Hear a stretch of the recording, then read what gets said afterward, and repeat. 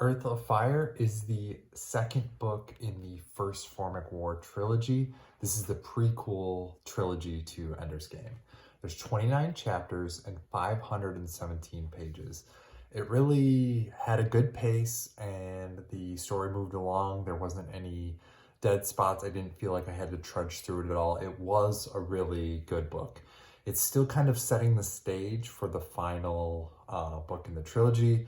The first one kind of introduced the setting in the universe. This one kind of got the pieces in place and made sure all the characters were together. And then the next one, they interact with the alien spaceship. So this one here focused more on Mazer and Bingwen.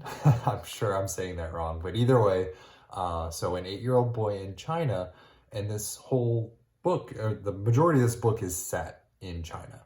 The landers of the 3 alien landers from the mothership eventually land in China, and Bingwen is on the ground. So he's an 8-year-old who's studying for his exams. He's a son of a rice farmer, and there's a few scholarships given out to go get your education to students who ace their exams.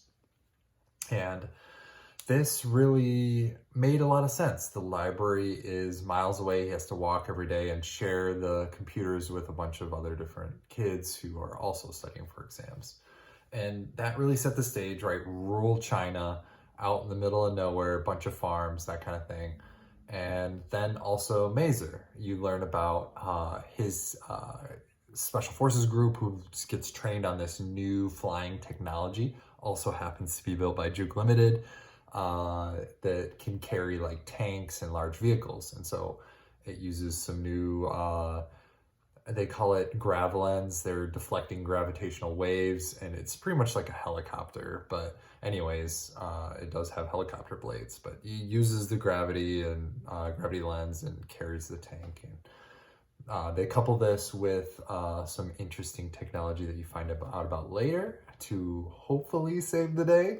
And really, so Mazer and his group, they eventually get deployed to China by happenstance. And then the third main character is Victor. He arrived in the previous book on Luna, or on the moon, right? And Earth's moon, and was able to get the word out. He shared his video. It's uploaded to the internet. So the world is now potentially aware that the aliens are coming. And he's, at the beginning of this, he's frustrated. He got the word out. He made this 9-month journey. He survived, and he's trying to spread the word, and nobody's really believing him. I think he has like 20 or 25 days before the spaceship arrives. So he's still kind of in purgatory, like trapped with this knowledge that they're coming. And so he meets up with Emila, and they kind of tag team getting the word out and talking to reporters. So those are the 3 parts, and they all kind of collide and come closer together in this whole book. So I really liked the MOP parts, the Mobile Operations Police, a group of soldiers handpicked from special forces around the world. So it's supposed to be the elite of the elite. Wit is the main character who they focused on a lot in, there was more of a focus on him in the first book, but this here, they train with the parachute commandos, the Indian special forces. Really cool, like how they kind of make the switch, right? They have the superior technology. They always have the, heat sensors and infrared, and then they say, well, we need to be able to fight against somebody who has superior technology. And so they, run around in the woods with sticks and slingshots, and they, like war game against them being the people with less technology. So of course that works out to their advantage because aliens show up, right, with super advanced light speed technology, and that war gaming made perfect sense. So I really enjoyed that part because I read a lot of Tom Clancy when I was younger, so that really appealed to me there, like the military training and the war games and that kind of stuff. So they do end up deploying to China, so that's really cool. The Bingwen parts, really, that was more difficult to relate to. I always had a library that I could go to. I had a computer at home, so I was really lucky, and I didn't really have that shared resource that I, needed. I did go to libraries, and I enjoy going to libraries, but I didn't like rely on that as my sole source of a computer. So that was tough to relate to, but really it plays into the theme and that Orson Scott Card does in the entire Ender's Game universe, that kids really are more capable than we give them credit for.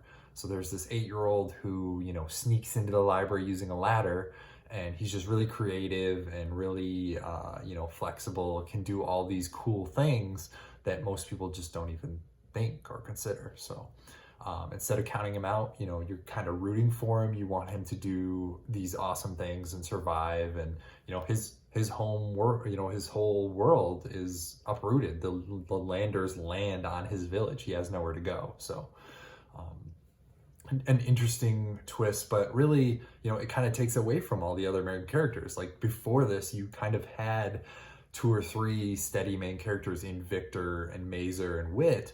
And so this is a big shift, and it didn't take away from it at me. It just gave you someone else to root for. So I liked that. And the last part that I really liked was the Victor Imola angle, because they both have different backgrounds. Victor is a space miner. He lives in space. They have to rely on each other as a family. They salvage what they can. They repair what they can't with shoestring, bubblegum, and, paper clips. And Imola grew up on Earth and lives on Luna, so she has the whole like homeworld perspective, the bureaucracy, the red tape, like you have to have a birth certificate and a social security number, and like you do things this way, and Earth does things this way, and different countries and all that. So it was really neat to see the, government versus family kind of thing, that whole like a community versus a country kind of, that's what I meant to say. And really, this all comes together when those 3 groups start meeting at the end in China. And so I don't want to give it away, but the 3 landers do land in China, and so everybody starts heading that way. That's pretty much the synopsis of this book. There were some really good quotes in here. I like when Bingduin is talking with his cousin, and there's a bully, and they kind of get into it. I shouldn't have cried back there. It was childish of me. And Bingduin, an 8-year-old, responds to his cousin and says, it wasn't childish. Adults cry all the time. They're just better at hiding it. And so I was just like, whoa, blown away. That's so true, right? As an adult, you kind of stuff in the emotion, and then later when you get a free private minute, you kind of decompress and let it all out. So that is something that we learned. I don't know if that's a Western perspective or culture, if everybody does that, but like as an adult, right? Like people kind of hold it in and let it out later. Whereas, kids are more apt to be on their, emotions on their sleeve and show how it is. Do you think a child could be more wise than an adult? That was Bingduin's grandfather talking to Mazer. They do meet up, and really this 8-year-old or 8.5-year-old is like super crazy smart and just, is very intuitive, has all kinds of great ideas. And, half the adults are just running around like no idea what to do. And, he's thinking with a level head and planning, and it's just really cool. It's neat to see. So that was a good quote. 2 more in here real quick. And this is Banwei, Lem's chief scientist. Do you honestly believe this has a chance? Probably not. Lem exhaled and turned back to the glass. That's what I thought. But the scientist part in me is only part of who I am, Lem. There's also the wife part, the mother part, and the sister part, and the friend part, and all the other parts. Those are the parts that say we cannot lose.